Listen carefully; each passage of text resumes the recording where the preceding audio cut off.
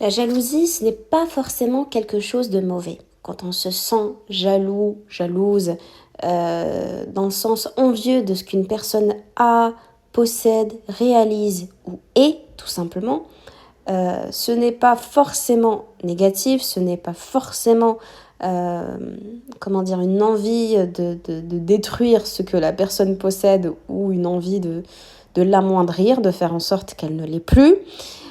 C'est plutôt simplement votre âme qui vous dit j'ai envie de ça, j'ai envie d'être comme ça, j'ai envie de faire pareil. Pourquoi je ne suis pas pareil? Je voudrais atteindre ce potentiel-là, mais tu m'en empêches. Et donc, il faut vraiment se dire que ressentir de la jalousie, c'est même une très bonne chose. C'est pour vous le meilleur indicateur pour savoir ce que vous voulez dans la vie. Il arrive très souvent qu'on ne sache pas, qu'on se sent totalement perdu, qu'on ne sait plus vraiment où on en est, et c'est ok. Et je pense que ces fois-là où on est heurté à d'autres personnes, et comme je l'ai dit auparavant dans d'autres épisodes, l'autre est un miroir, on se rend compte vraiment de ce qu'il y a en nous et des failles que l'on a et des choses qui sont encore à creuser, et notamment de rêves, des rêves enfouis. Éventuellement qui seraient là depuis longtemps et qu'on a mis de côté parce que les gens, parce que j'ai peur, parce que je vais pas y arriver, il y a un tas d'autres raisons. Donc la jalousie, c'est génial parce que c'est vraiment ce truc qui nous fait comprendre qu'on veut quelque chose finalement, voire même plein de choses, et c'est peut-être parfois trop gros, ce qui fait qu'on va préférer peut-être cracher notre venin et essayer de trouver une façon de critiquer la personne, plutôt que d'admettre qu'on a envie de faire pareil, mais qu'on n'ose pas, et que c'est encore trop compliqué, parce qu'on a peur, parce qu'on se sent pas encore assez bien, parce qu'on se dit qu'on va échouer, et un tas d'autres raisons.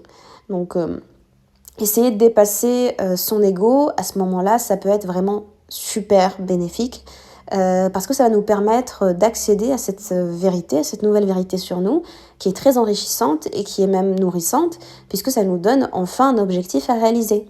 Et à partir du moment où on se dit, ok, en fait, cette personne a réalisé telle chose et ça a l'air vraiment super, je veux faire pareil, alors faites-le, tout simplement. C'est vraiment faites-le. Et je sais que il y aura tout pour vous faire résister au changement, il y aura tout pour vous décourager, mais c'est précisément pour ça que vous devriez le faire, parce que ça va vous faire accéder à une nouvelle version de vous qui n'attend que d'être découverte, qui n'attend que d'éclore et de voir le jour.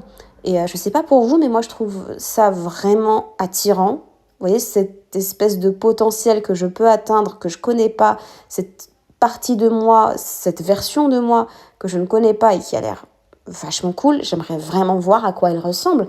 Donc moi ça me rend curieuse et au contraire ça me motive pleinement à essayer des choses que je ne voulais pas faire jusque-là ou que je croyais qui n'étaient absolument pas fait pour moi. Donc voilà, à chaque fois que vous allez rencontrer cette espèce de résistance vis-à-vis de ce que l'autre incarne, de ce que l'autre réalise dans sa vie, au lieu de se dire cette personne est comme ci, comme ça, on lui trouve des défauts, ou alors on se dit qu'elle en fait trop, qu'elle cherche de l'attention, bref, je sais pas. Au lieu de se dire tout ça, essayez de vous poser la question mais en fait, qu'est-ce qui est un peu cool, il faut que je l'admette aussi, chez cette personne et que moi, j'ai encore trop peur de faire ou d'oser faire. Et ça, vous allez le retrouver très souvent quand vous allez ressentir le cringe, en fait. Le fait d'avoir de la gêne, d'être gêné par le comportement de quelqu'un. Alors la gêne, c'est vraiment le meilleur indicateur pour voir ce que vous n'osez pas faire, ce que vous pensez être ridicule. Et donc c'est le meilleur moment pour se poser la question et se dire, est-ce que c'est vraiment ridicule ? Est-ce que à 100% c'est une chose ridicule ?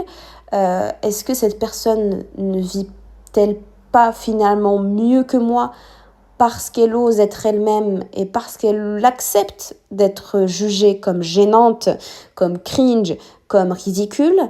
Est-ce que cette personne n'est-elle pas finalement plus libre que moi, puisque cette personne accepte de ne pas être validée par tout le monde, voire par personne, pour le simple plaisir et la liberté d'être elle-même, de faire honneur à ce qu'elle a envie de faire, à elle-même, à ses rêves et à ses envies. Bon, vous l'aurez compris, c'est vachement cool, en fait, d'être gênant. Enfin, d'oser l'être et de se dire, en fait, je m'en fiche. Je me libère totalement des attentes, du regard des autres et de ce qu'ils projettent sur moi. Ça ne change rien à ma vie que d'être perçue comme ridicule. Par contre, ce qui change beaucoup à ma vie, c'est de me faire suffisamment honneur et plaisir, parce que je sais que je suis en train de gagner ma personne et de nouer un lien fort avec mes valeurs, de vivre tout simplement mes aspirations et de m'épanouir dans ma réelle identité et personnalité, ce qui est génialissime, ce qui est l'expérience de la vie la plus sublime et la plus agréable.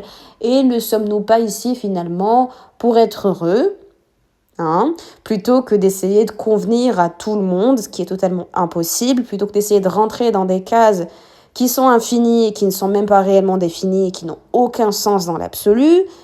Voilà.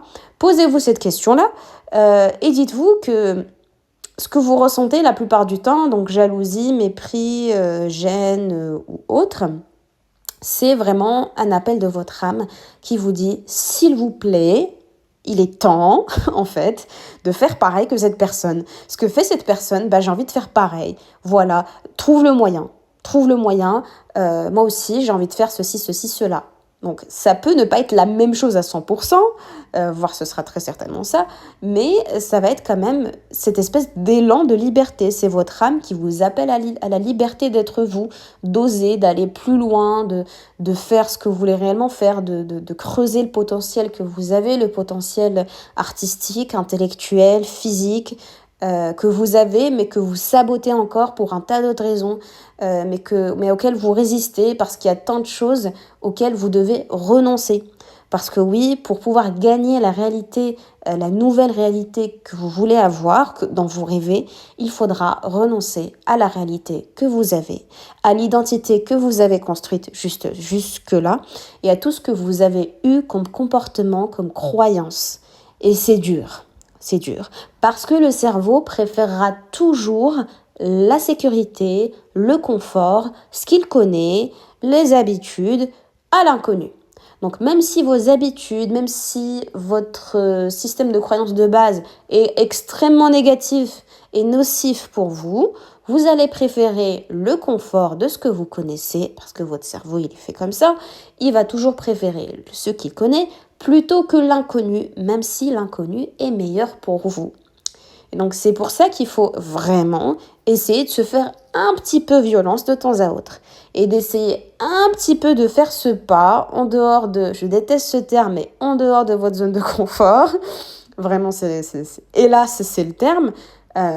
Vraiment de se faire violence, de prendre un risque, d'avoir peur, tout simplement, d'agir avec la peur, d'agir dans le sens de la peur. Il faut savoir que ce qui va vous exciter le plus, c'est aussi ce qui va vous faire peur le plus. Et je pense que c'est un super indicateur pour y aller. Vraiment, si ça vous fait vraiment peur, mais que vous savez qu'il y a un truc derrière cette activité, ce projet ou cette idée qui risque d'être vraiment éblouissant pour votre vie, faites-le. Faites-le. Moi, je dirais même faites-le parce que ça vous fait peur. Voilà, tout simplement. Perso, quand il y a quelque chose qui me fait peur et auquel je résiste et que j'ai pas envie de faire, ça me donne super envie de le faire. Alors, ça vaut pas pour tout. Ça vaut absolument pas pour tout. Il y a des choses qui me font peur et que j'ai pas envie de faire et que je ne fais pas. Mais il y a des choses que j'ai envie de faire mais qui me font peur. Et donc, c'est là où je me dis, mais c'est trop bien. Genre, ça me fait peur, du coup, ça donne encore plus envie de le faire parce que je vais vraiment vivre un tas d'émotions, de sensations différentes, passer de l'excitation à la peur, au doute, mais aussi à l'extase et au plaisir, c'est génial, ça donne l'impression d'être vivant. Et c'est pour ces petits moments, ces grands petits moments que l'on devrait vivre, parce que c'est des espèces d'instances dans la vie où on a l'impression d'exister vraiment, de se sentir vivant. Et je m'éloigne du sujet principal de la jalousie, mais la jalousie, c'est vraiment tout ça, c'est tout ce potentiel qui est encore, disons, la face cachée de l'iceberg, c'est ce potentiel, c'est cette beauté, c'est cette réalité profonde qui est en vous et qui n'attend que de fleurir, que d'éclore. Donc la jalousie, c'est super. C'est super, vraiment. Il faut vraiment reconstruire son rapport à la jalousie et non plus et ne plus la craindre, ne plus la voir comme un indicateur que vous êtes mauvais, que vous manquez d'estime de vous ou que vous avez un complexe d'infériorité. Pas du tout. Il faut vraiment se dire que la jalousie n'est là que pour vous montrer ce que vous voulez vraiment, ce dont vous rêvez, ce que vous n'osez pas faire. Donc soyez jaloux. Je dis pas forcez-vous, mais soyez jalouse, enfin autorisez-vous à l'être. Et là, je parle pas du tout de la jalousie dans le sens possession, possessivité relationnelle ou insécurité vis-à-vis d'un autre. Je parle pas de ce type de jalousie. Aujourd'hui, je parle vraiment de la jalousie où vous enviez quelqu'un pour ce qu'il fait, pour ce qu'il ose être, parce que c'est vraiment ce que vous voulez être aussi et vous ne vous l'autorisez pas. Donc, creusez le sujet. À mesure que vous rencontrez une situation, une personne qui vous rend jalouse, dites-vous que eh ben, il y a certainement quelque chose que vous avez envie de faire dans votre vie.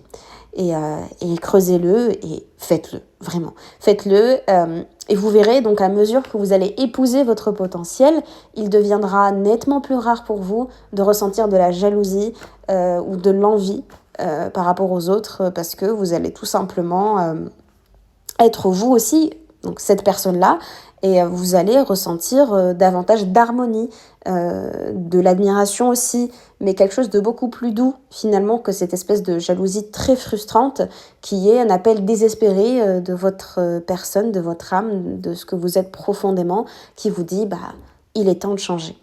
Voilà, c'était très court aujourd'hui, mais c'était quand même un épisode important.